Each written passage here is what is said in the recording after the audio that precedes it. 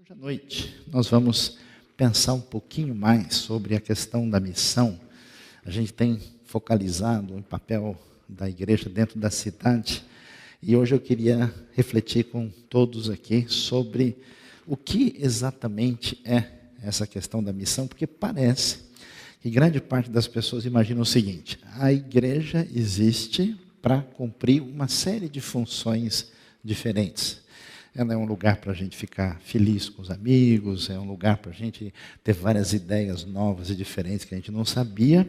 E no meio de tantas atividades, existe um negócio lá chamado área missionária, que quando tem um apelo forte, a gente vai lá e dá uma ajuda, porque afinal de contas precisa, né? Afinal de contas, como diz o versículo que não está na Bíblia, Deus ajuda quem cedo madruga. Então algumas pessoas vão lá e pensam dessa maneira. Mas vamos tentar refletir um pouquinho sobre isso e tentar entender a questão do assunto. Quando a gente pensa em missão, muitas vezes a gente imagina basicamente a ideia de uma responsabilidade que foi colocada sobre nós como uma espécie de um mandamento que nem sempre a gente entende direito e como a gente não pode ficar parado, a gente vai lá e faz. Mas a gente estudando mais profundamente a realidade que aparece nas Escrituras, a gente vai ver que essa ideia de missão, que significa sair da minha posição, muitas vezes favorável e confortável, na direção de quem precisa, de quem necessita, particularmente de quem necessita conhecer Deus, a sua graça e o que isso significa. Isso não é uma coisa, um item da agenda que precisa ser feito. A missão tem fundamento no próprio Deus. Vamos assim dizer, Deus é, por definição, um ser missionário. Então, nesse sentido, o que a gente vai descobrir? A gente vai descobrir que se alguém está em sintonia com Deus da criação, essa pessoa vai entender que Deus é um Deus na sua essência missionário. Se você pensar bem, né, a gente pergunta como é que o universo veio existir. Toda a realidade que tem a ver com algo que a gente não consegue imaginar fora do tempo e do espaço, é a realidade do próprio Deus. Então Deus, para dar origem à criação, Ele abre, vamos assim dizer, a grosso modo, um espaço em si mesmo, e por sua livre e absoluta determinação, dá origem ao universo, a todos os seres criados, e se dirige na direção desses seres de uma maneira marcada por essa alteridade, uma palavra que significa que é alguém que vai em busca do outro.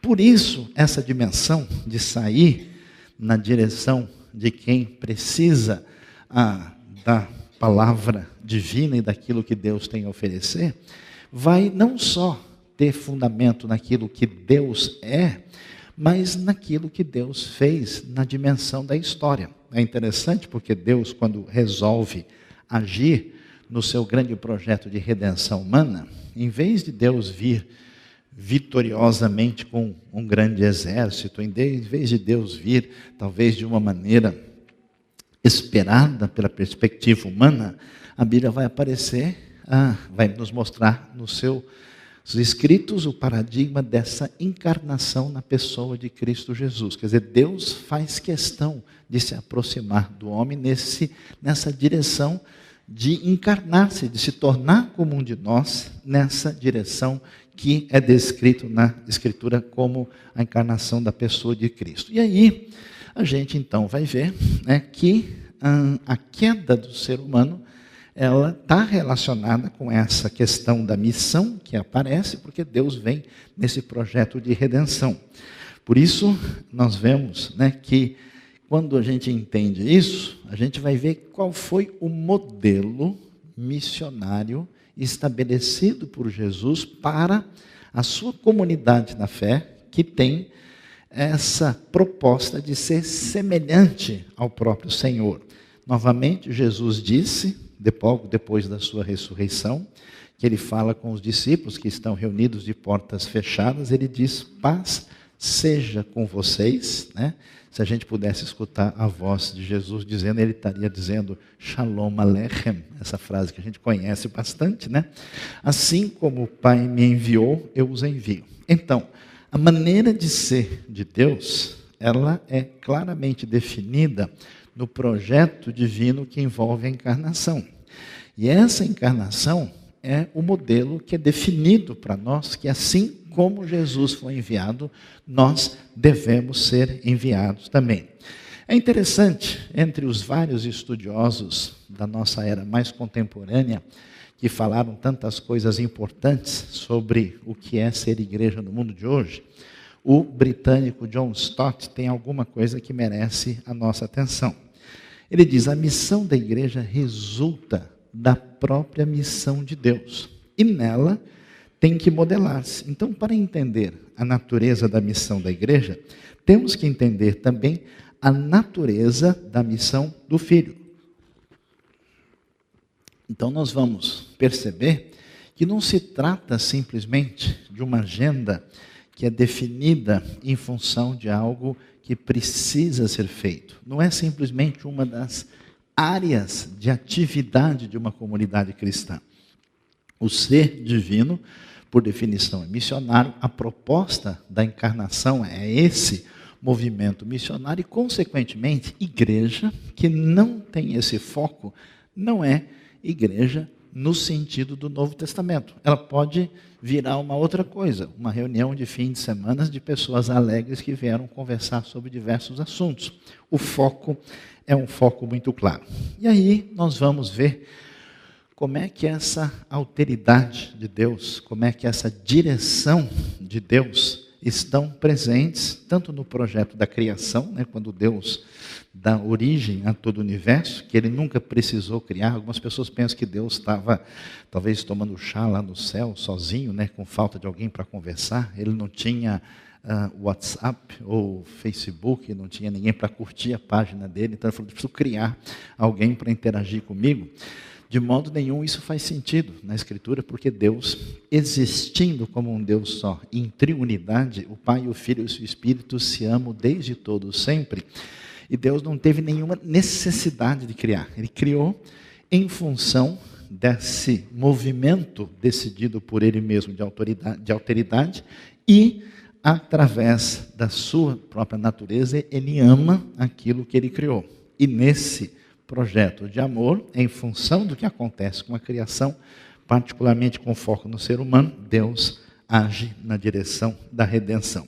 A gente deve entender o que acontece aqui nessa queda, para entender o que vai ter reflexo na hora da gente falar sobre aquilo que deve fazer parte da nossa missão. Quando o ser humano rompe com Deus, o que acontece? A primeira ruptura é com o próprio Deus, é o distanciamento do Criador, aquilo que a Bíblia chama diretamente de pecado. No relato de Gênesis 3, a gente vê que o homem e a mulher se escondem de Deus, então existe uma ruptura com o próprio Deus, é que a gente chama de uma queda propriamente teológica. Mas isso não fica aí. O ser humano afastado de Deus, logo não se entende com o próximo, né? Adão vira para Deus em Gênesis 3 e diz, a mulher que tu me deste. A coisa complica quando você lê logo depois, no capítulo 4, Caim e Abel já mostram uma ruptura mais intensa. Então, os problemas do ser humano começam na sua relação com Deus, depois estão presentes na sua relação com o próximo e depois consigo mesmos, né? Essa dimensão que desde o século XVIII a sociedade ocidental tenta entender muito aquilo que não aparece à primeira vista, mas se encontra às vezes guardado naquilo que muitos psicólogos preferem chamar de o inconsciente, as nossas relações difíceis, internas, quando a gente briga com a gente mesmo, fica uma semana sem conversar, e grande parte das pessoas, a gente, depois que conversa um pouco, descobre que de perto ninguém é normal, né? Amém, irmãos? Quem foi abençoado, levante a mão nesta noite. Então essa dimensão psicológica aparece aí, né? Adão diz, eu fiquei com medo, porque eu estava nu, essa relação de dificuldade. E ele então se esconde, ele se envergonha. e a ruptura com a criação. A vida perante a natureza, ou melhor, na linguagem bíblica, a criação, já não é a mesma coisa. O começo dos nossos problemas econômicos e ecológicos, né? O texto diz: maldita é a terra por sua causa, a relação do homem com o meio ambiente se torna complicada. Isso é importante a gente perceber, porque muitas pessoas têm a seguinte ideia, né, que a questão que nós temos em relação a Deus é apenas um negócio ou psicológico, e entre aspas, espiritual, que mora no nosso coração e não tem reflexo nenhum na nossa vida, no sentido mais amplo. E, portanto, quando a gente entende isso, a gente vai ver que a grande obra de redenção que essa alteridade divina faz, tem uma dimensão muito maior do que a gente imagina. Então, o que significa isso?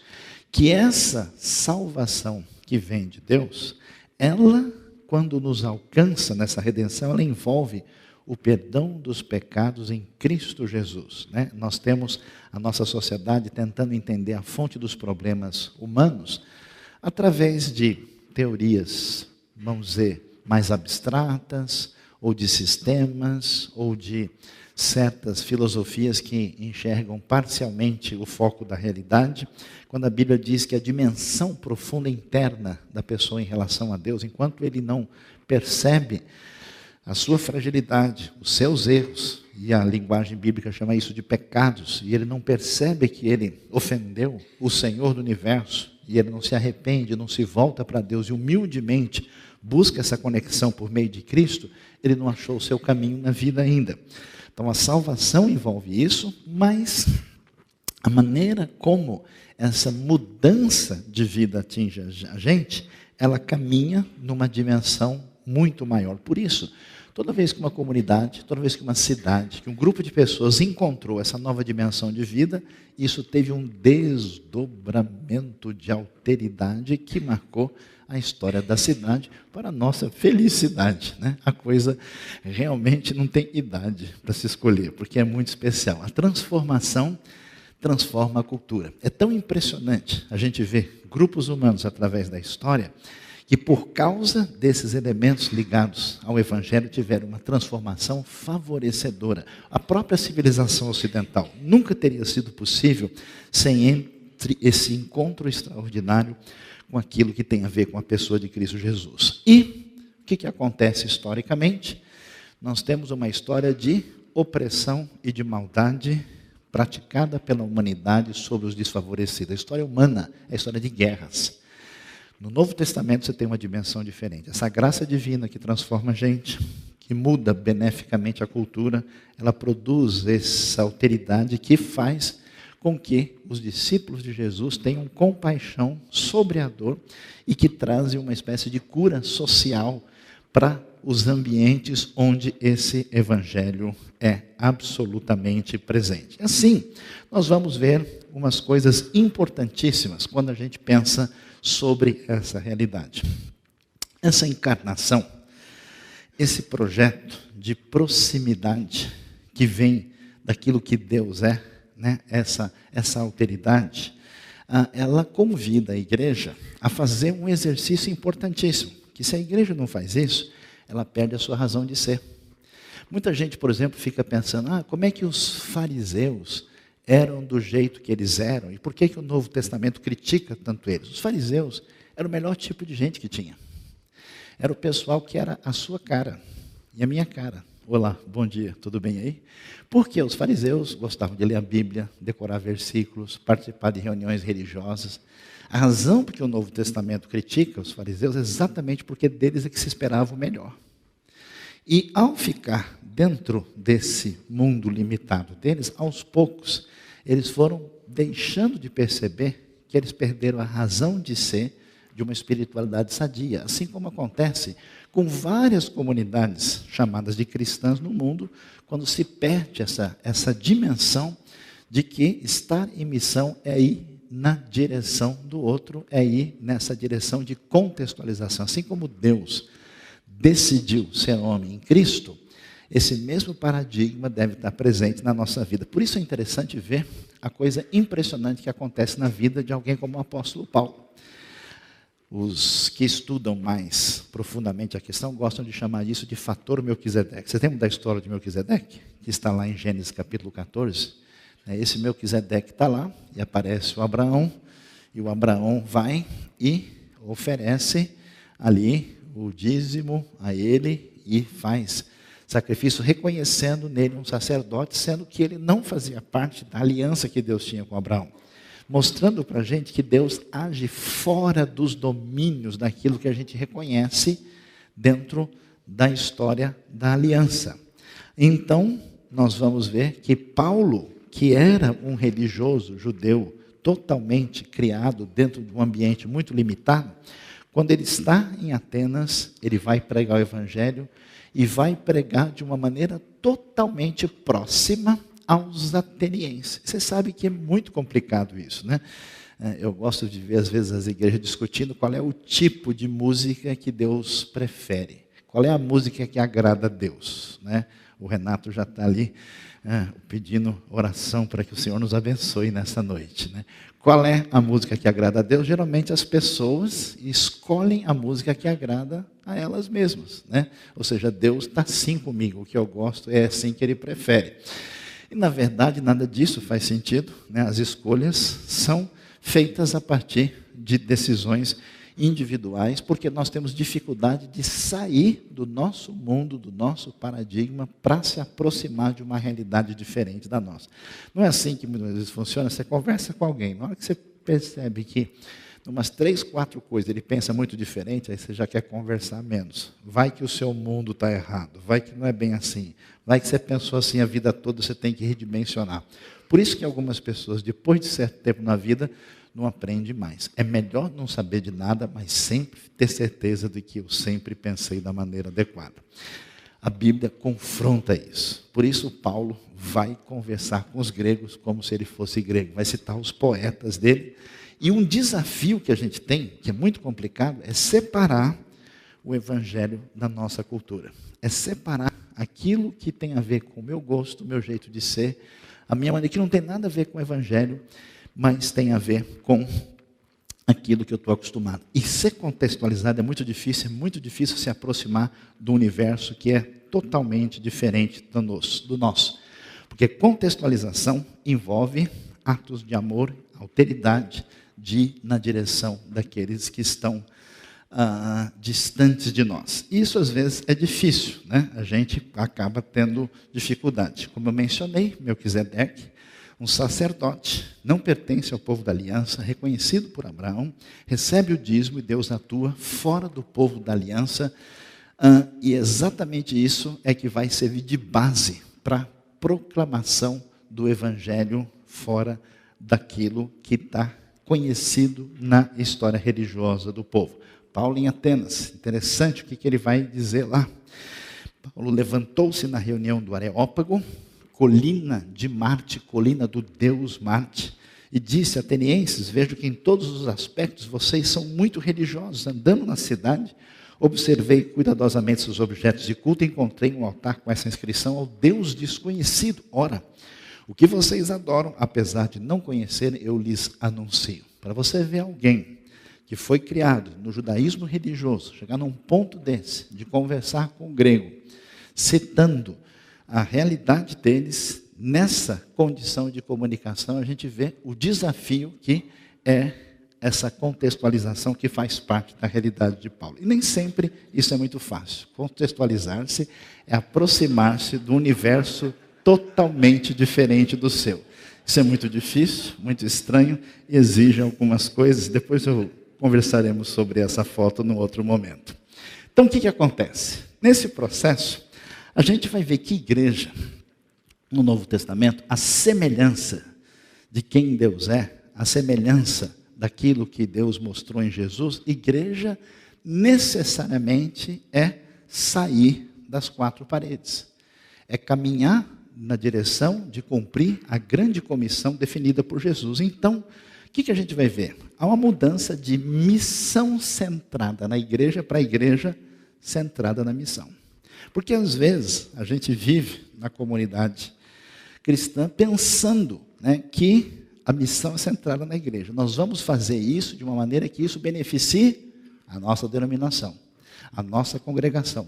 Será que isso vai servir para o nosso bem-estar e vai somar para a gente? É uma maneira de pensar diferente da proposta do Novo Testamento. Agora, a igreja centrada na missão, ela está com foco nessa dimensão que envolve essa alteridade que tem a ver com o próprio Deus. Daí, pensando nisso, é a razão que a gente até escolheu, refletir nesse ano, de chamar uma comunidade saudável para uma cidade melhor. Até porque essa terminologia, essa linguagem, uma pessoa que nem faz parte do universo religioso vai entender muito bem o que isso significa.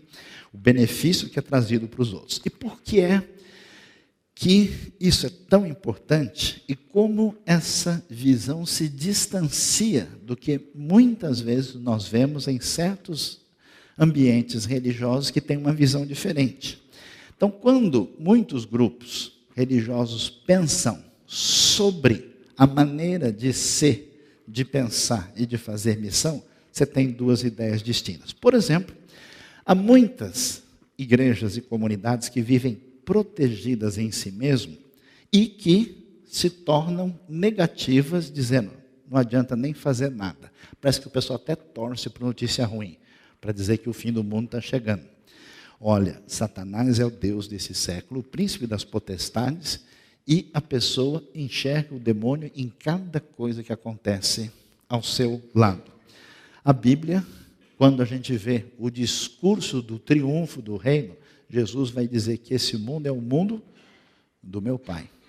É uma ideia absolutamente definida na direção da vitória que o reino tem e terá.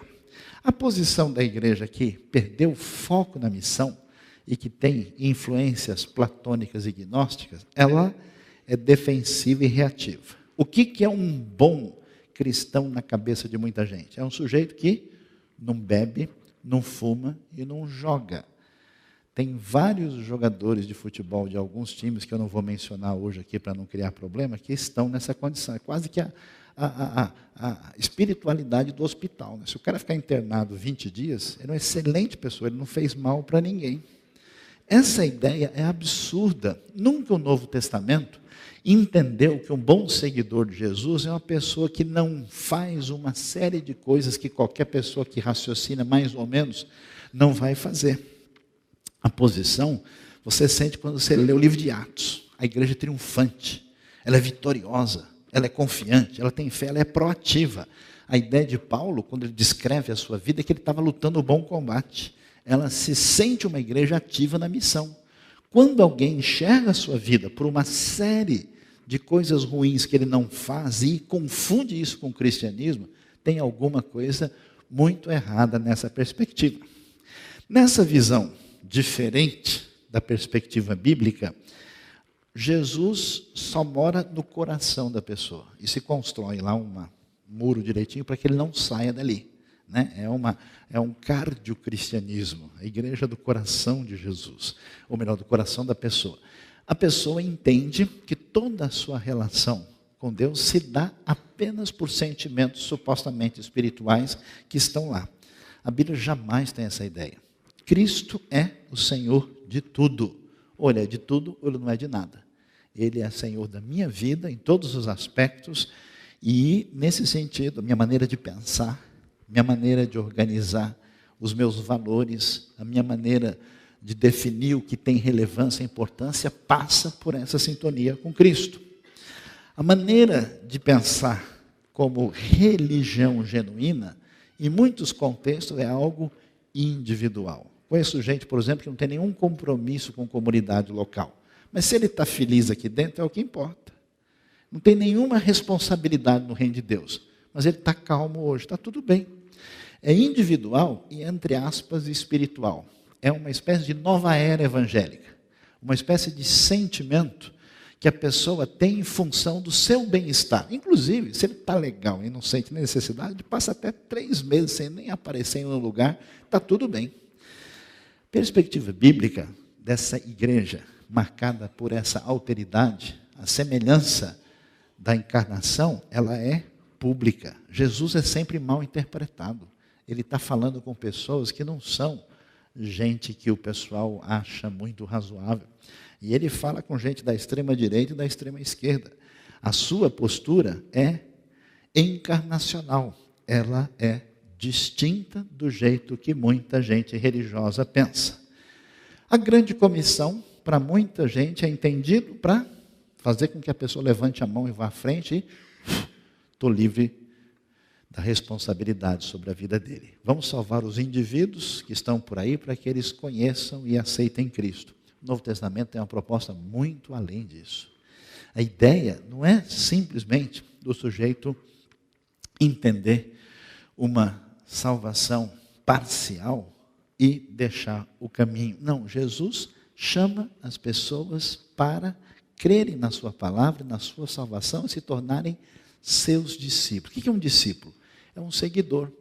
É uma pessoa que tem a pessoa de Jesus como referência. Eu conheci gente na minha vida, admirador de Martin Luther King, admirador de Mahatma Gandhi, admirador de Karl Marx, admirador do Garrincha, admirador, né, de tantas pessoas, e essas pessoas gastam, você vai, às vezes você entra no quarto da pessoa, tem 200 fotos lá penduradas, você vê os livros, ele tem coleção, ele lê, ele pensa, ele vai lá, ele guarda frases da pessoa. Isso aqui eu comprei numa feira, o sujeito vai em feira de antiguidade, isso aqui foi a meia do Garrincha no jogo do Botafogo, 1958, contra o Bangu, em Moça Bonita. Deixa eu tomar um copo d'água depois desse exemplo. Uma coisa absolutamente, né? Seguidor é uma pessoa que de fato tem Jesus como referência. As pessoas são chamadas para serem discípulos de todas as nações, a visão é diferente. Essa visão diferente da Bíblia entende que carências físicas e materiais é algo que nem importa, nem vale a pena prestar atenção. A coisa do mundo menos importante mesmo não tem muito valor. Jesus nunca reagia assim. Quando Jesus via pessoas sofrendo, via pessoas doentes, a Bíblia diz que ele era tomado de profunda compaixão. Coração de compaixão e prova concreta dessa graça está em sintonia com a maneira de ser de Jesus, como o Pai me enviou, eu também envio a vocês. E o que muita gente religiosa imagina? Que a gente está aguardando a volta de Cristo, porque eu já não aguento mais. A inflação está subindo de novo, o emprego está difícil, as coisas estão complicadas, eu não sei. Então, quanto antes eu puder pegar o mega colchão celestial, que deve ser da melhor qualidade possível, para que eu possa deitar eternamente, dessa vez em berço esplêndido mesmo, eu descansarei para sempre, forever and ever, amém. Então, jamais a Bíblia dá uma ideia que a expectativa da vinda de Cristo é simplesmente para a gente falar, até que enfim, agora vou sossegar. Não. A ideia é que nós estamos num processo de redenção e de reconciliação que atinge todo o universo. E a volta de Cristo é a culminação disso. Muito possivelmente, o pessoal pode já ir preparando, na vida eterna talvez vai ter até mais atividade para ser feita do que agora. Amém, irmãos?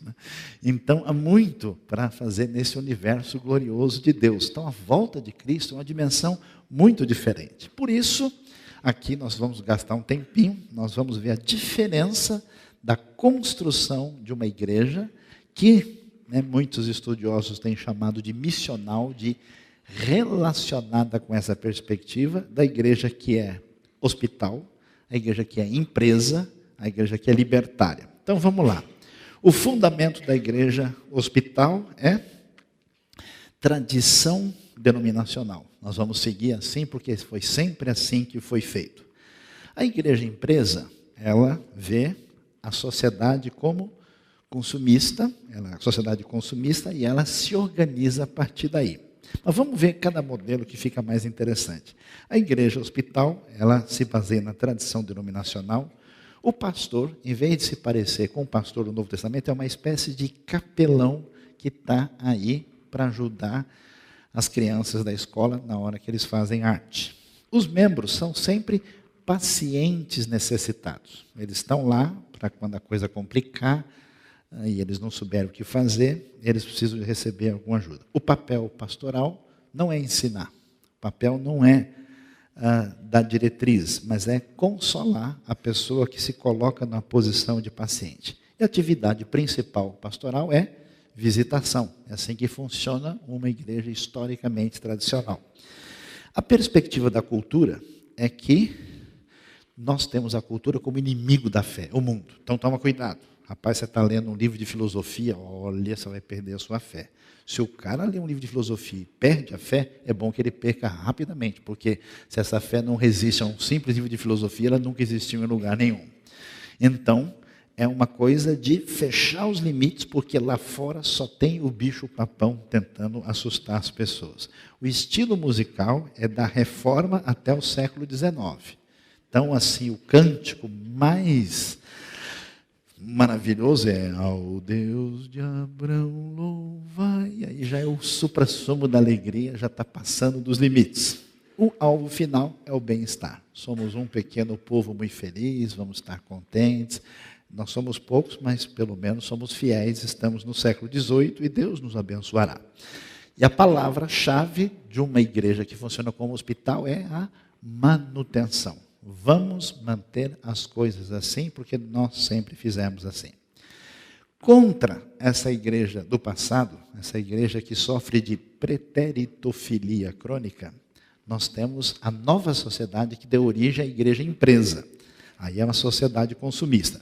O pastor não precisa nem estudar teologia, não precisa nem conhecer a Bíblia, porque ele é um gestor, ele é um CEO. Ele trabalha como alguém que mexe empresarialmente. Os membros são clientes que precisam ser satisfeitos. Como é que funciona? O que esse pessoal gosta? Vamos ver. Olha, se o pastor entrasse dando salto mortal e surgisse assim uma bola azul que estourasse no início, assim, rapaz, isso ia fazer um sucesso. Como é que está a pesquisa sobre esse assunto? O papel do pastor já não é consolar, é causar impacto emocional social. Pessoa que tem uma grande condição de falar de forma a trazer alto impacto pessoal, emocional, para que o indivíduo se envolva. A atividade principal agora já não tem nada a ver com a igreja hospital. São grandes reuniões, eventos grandes, grandes projetos alinhados com a visão empresarial. A cultura já não é inimiga, é aliado que permite a estratégia e as ações. Alguns grupos religiosos hoje, totalmente alinhados com essa visão, em vez de estudarem mais a Bíblia, fazem reuniões em grandes grupos que mostram os caminhos do marketing da sociedade contemporânea e não fazem isso, muitas vezes, com intenções das melhores. E o estilo musical e a música gospel dentro desse ambiente. Ao final, números. Se a qualidade das pessoas está boa, se elas estão de fato mudando de vida, aprendendo, crescendo de fato, não sei, mas tinha 500, agora tem 1.200. Tinha 700, agora tem 2.000. E a palavra-chave, como em qualquer ambiente de mercado, é satisfação da pessoa. Bom, os clientes estão satisfeitos, eles voltam na outra semana. Um outro tipo de igreja, que também tem esse, chama-se igreja libertária. Igreja que é refém de uma visão sociológica específica, preferencialmente marxista, ou total ou parcial. Mesmo que Marx não tenha absolutamente nada a ver com o Novo Testamento, com o Evangelho, até pela proposta dele, a religião é uma desgraça, é ópio do povo, as pessoas insistem numa relação de proximidade. E o perfil pastoral é mais de um político de massas. É mais uma pessoa que lida com as questões do ponto de vista da perspectiva marxista propriamente, do que de fazer com que a pessoa seja sintonizada com conceitos bíblicos. E o membro basicamente, os membros da igreja são ativistas sociais, que estão relacionados com causas específicas, que muitas delas nem têm relação com a Escritura, mas a coisa acontece assim. O que é o papel pastoral? Mobilizar membros para as causas escolhidas. Temos essa luta aqui, vamos fazer com que as pessoas se envolvam nisso. A atividade principal do pastor é a articulação política. A perspectiva da cultura está dentro do eixo de articulação da ação libertária, trabalhando com a ideia de dominados e dominantes, que faz parte dessa visão. O estilo musical popular ou mobilizador, caminhando desse jeito. O alvo final é ação política, a palavra-chave é engajamento. Uma igreja missional tem um foco bem diferente. O fundamento é a natureza da igreja. O que a Bíblia fala sobre isso? Está ligado com quem Jesus é, com quem Deus é na sua essência. O pastor é um mentor / mestre, que não vai carregar as pessoas no colo, porque senão elas nunca andam. Se elas não entenderem que a vida tem princípios e que elas precisam revisitar essas coisas e tomarem decisões adequadas, elas serão dependentes a vida toda. Existe Bolsa Família espiritual. Pessoas que estão há 30 anos dependentes e nunca amadurecem espiritualmente e ficam caminhando de igreja em igreja sem crescimento nenhum. O sujeito conhece de Deus e de Bíblia o que ele conhecia 10 anos atrás e ele não sai do lugar. Então, a maneira de ser é de ensinar o caminho, é de ser mentor e de ser mestre, de direcionar. Os membros devem ser discípulos, seguidores, não consumidores, não pacientes. O papel pastoral é ensinar, equipar e treinar, para que essas pessoas cumpram a razão de ser da igreja, que é essa ação missionária. Portanto, a atividade principal é ensino para capacitação. A perspectiva da cultura é confrontada, porque às vezes a cultura bate de frente com o ensino da Bíblia. Então a gente não vai se sintonizar com a cultura quando a sua direção é diferente, mas ela é ponte para a contextualização, assim como nós vemos Paulo fazendo em Atenas. Precisa entender essa realidade para poder apresentar o evangelho adequadamente. O estilo musical é contextualizado com a cultura para comunicar. Não faz sentido você ter um estilo musical que não tem significado nenhum para uma comunidade, simplesmente porque o meu gosto é mais para cá ou mais para lá. Ele é adequado para quem ouve. O alvo final não é ação política, não é bem-estar, não é número, mas é maturidade. A pergunta que a gente deve fazer na nossa dimensão, olhando a minha vida, nos últimos 2, 5, 10 anos, o quanto eu cresci e amadureci na minha vida cristã. Ou sou um frequentador de igreja, ou vou no ambiente buscar algo que, de alguma maneira, me deixe mais contente. E a palavra-chave não é engajamento, não é satisfação, não é manutenção, mas é missão. Por isso, a gente termina mostrando a diferença de uma igreja do consumidor. Perdoem porque eu achei o quadro em inglês perfeito. Ele é citado a partir de um livro que existe em português, da editora Vida, A Igreja Emergente, do Dan Kimball.